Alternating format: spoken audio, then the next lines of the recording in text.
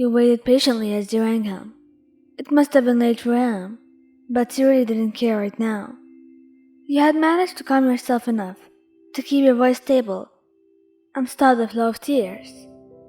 But hearing, and maybe seeing him, would help more than he probably knew at this moment. But it was a Sunday for him, and a Saturday for you. Thus, he shouldn't have to worry about school the next morning. The image of a bedroom ceiling appeared after a few rings, and the sounds of someone shifting made you hold your breath. He had actually picked up, so you knew he must have did so either out of tiredness or because he knew you only called him this late when something really bad happened. What? He spoke, grogginess very much present in his voice. Hey. You responded, voice betraying you with how it cracked a little bit. You could see his eyes widen right away, having heard your telltale sign of having been crying. Your usually stable and sweet voice was cracked and broken, thus you had a feeling something else was on your mind, besides the late-night conversation with him. What's wrong?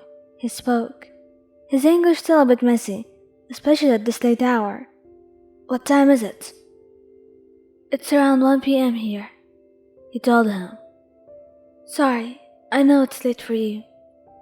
Your hand flew to your mouth, covering it, as another painful string of cries tried to escape.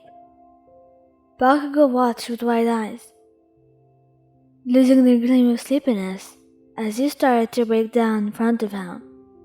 This had been happening a lot lately, and he wished there wasn't an ocean across from you. Shit. They bothering you again? He asked in your native language. Yes, they are. He spoke back in his.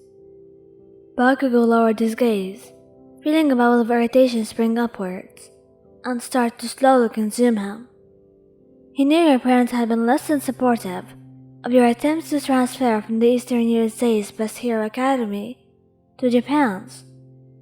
Saying it was too far, you would hate it, and the boy who had convinced you to try would eventually ditch you, or was not who he claimed to be. The usual parental bullshit about internet relationships, but enough to make you fall recently into a bad episode of depression.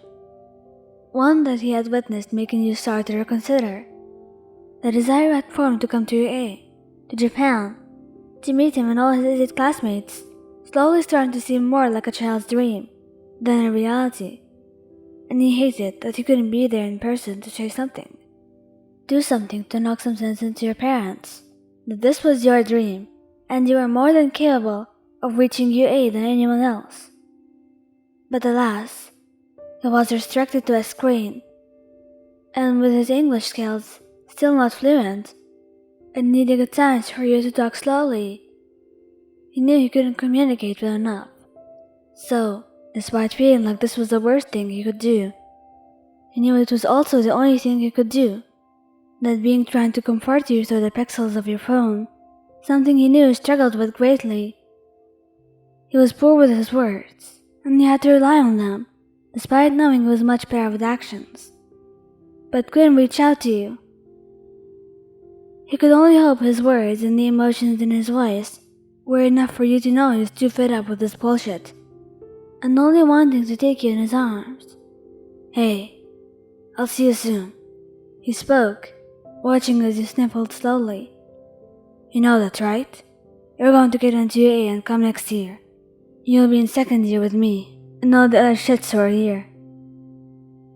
You nodded slowly, trying to smile for him, as like him, you hated seeing him worried or upset.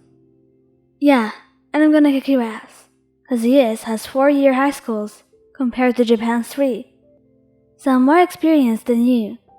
You want to bet, American girl? He cried, seeming to not care about his neighbors, as he had shouted out that sentence.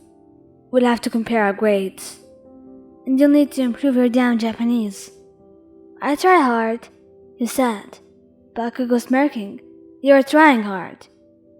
He corrected, being a little shitty. You know, I'm much nicer when you mess up English, you told him, seeing him taking a moment to try to understand what you said. English sucks. At least I don't have 3 different language systems than my native. He shot back, already feeling a bit better by having the speediest squabble with him. Sentence structure is easier in Japanese. He yelled. They had gotten much better at English since he had started talking with you, and thus talked more in your native language than you did his. You're going to teach me more when I come over then, and a lot before too. He giggled, missing a quick turning of Bakugou's lips upwards. Like how to ask where the bathroom is. I taught you that last week, you damn moron, he cried. I regret teaching you the swear words in English now, he sighed, and then sheepishly pressed 2 fingers together. And I may or may not have forgotten how to say it. You're hopeless. He chuckled a bit, his emotions a bit more willing to show, when it was late and he was tired. Says the guy who couldn't get over the English has different ways to use certain words like can. You shot back. Can I have some food? And I'm buying a can. It's confusing and damn lazy. That's why we have 3 language systems, so no one gets damn confused. He angrily shot back, watching as he burst into laughter again. He sighed slowly. AYN. You looked at him with those eyes of yours that always got his heart beating. When you get here, I'm going to kick your ass for all the times you told me the wrong definitions of words to mess with me. He smirked. You smiled back at him. Not if I kick your ass first for telling me my name meaning was dumb, Mr. Explosive Victory. He rolled his eyes. Shut up and get here already, woman. I'm sick of waiting for you. You nodded at him. My flight is next week. I'll see you then. Yeah. He nodded towards you.